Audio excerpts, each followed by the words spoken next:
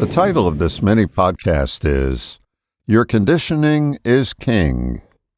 Many years ago, I was lucky enough to go to not one, but two family reunions. It was a blast, full of laughs, memories, and honestly, some eye-opening moments. You start to realize just how much conditioning shapes who we are. It's not just the family resemblance, though sure, there's plenty of that. It's the way we talk, the gestures we make, and even the way we laugh or roll our eyes.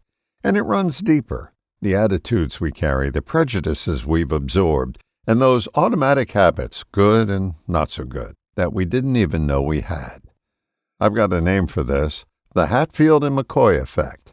It's basically the idea that a lot of who we are gets passed down without us even realizing it, like a handoff in a relay race, except it's behaviors, not batons. In radio, there's a saying, frequency is king. The more a commercial runs, the more likely it is to stick and actually work. Same deal with how we are conditioned.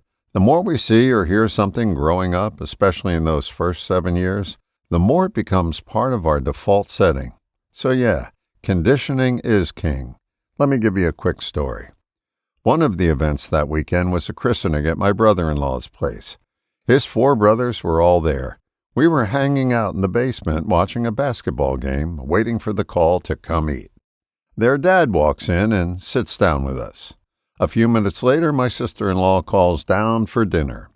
The dad stands up, and as he does, he reaches back and tugs at the waistband of his pants. And here's the kicker.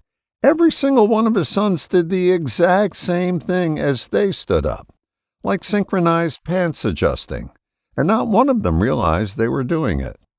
That's conditioning in action, totally unconscious, picked up by osmosis. That weekend didn't just remind me of where a lot of my habits came from.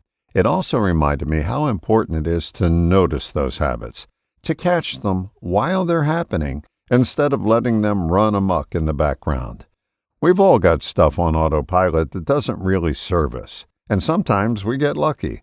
We see that same behavior in someone else and think, wait, I do that too. That's your aha moment. Next step, catch yourself in the act. Interrupt it. Try something different, even if it feels awkward at first. That's how change starts. Over time, those interruptions add up, and a new pattern starts to form, one that's not inherited. Conditioning may have gotten you here, but noticing and interrupting, that's how you move forward. In the end, interruption is king. All the best, John.